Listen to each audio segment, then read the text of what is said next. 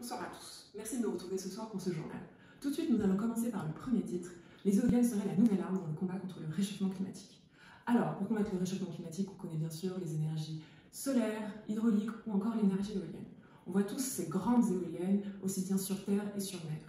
Mais sont-elles réellement le moyen le plus efficace de récolter l'énergie de tous ces flux d'air? Tout de suite, nous allons retrouver notre reporter Emilia Zola pour un reportage sur ce sujet. Bonjour à tous, je suis actuellement à seulement quelques mètres d'une immense éolienne axe horizontale. Cette éolienne produit près de 5000 kWh par an. Cela peut sembler énorme, mais ce n'est pas si pratique que ça, comme nous allons le voir avec notre ami Jean-Jacques. Merci Jean-Jacques de nous recevoir sur votre champ, là où vous y avez planté votre éolienne. Pouvez-vous nous en parler s'il vous plaît?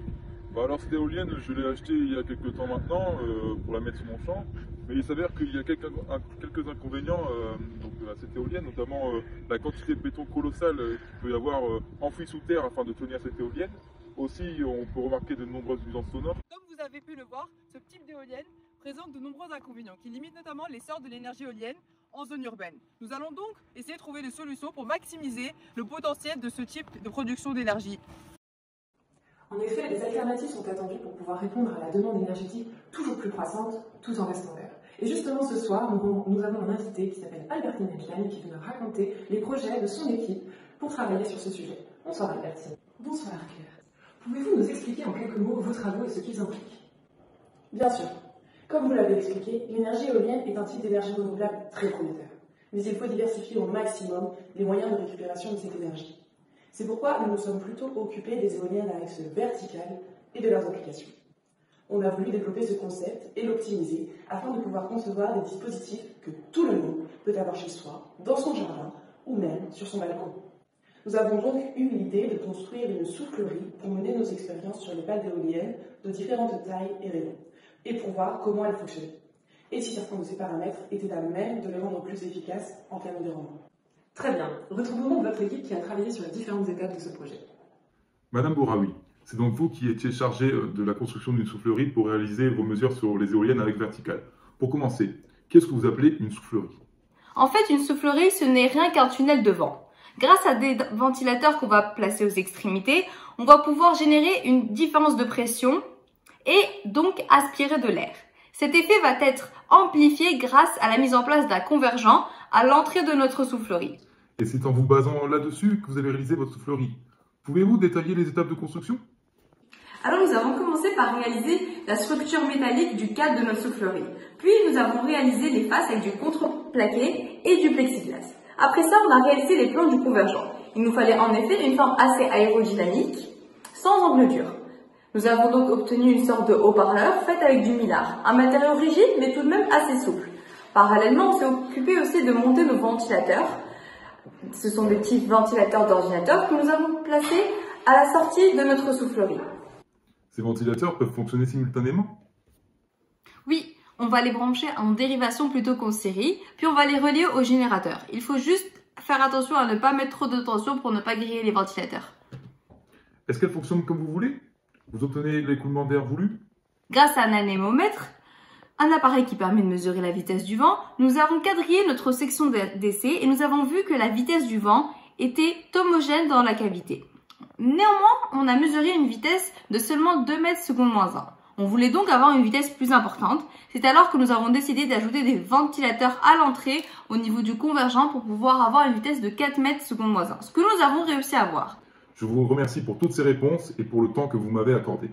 Vous avez donc réussi à obtenir une soufflerie fonctionnelle. Je suppose que la prochaine étape était de réaliser une éolienne verticale. Oui, nous nous sommes ensuite occupés de la conception des pales. Il a fallu penser à beaucoup de paramètres tels que la taille, la hauteur et les matériaux à utiliser.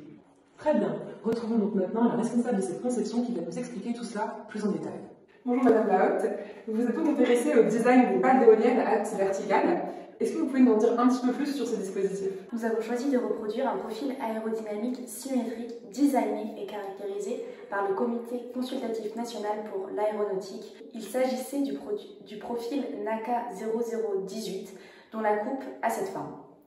Pour déterminer les dimensions de nos pales, nous avions des contraintes. Il fallait que 2 grandeurs, notamment, soient conservées par rapport à la réalité.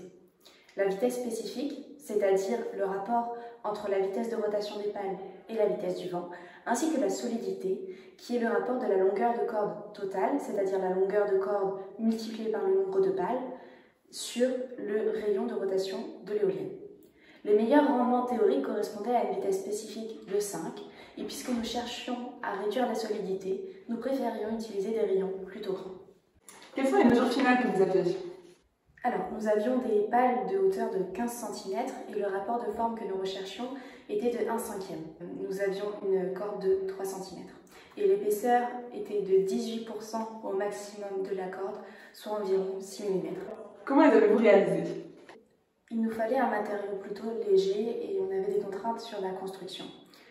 On a fait les pales à l'imprimante 3D dans un polymère léger. Il s'agissait donc du PLA, formé à partir d'acide polylactique. Vous avez pensé à d'autres types de matériaux? Nous avons aussi essayé un matériau plus flexible, le mylar, qui permet théoriquement une meilleure adaptation au flux d'air et donc un gain de rendement.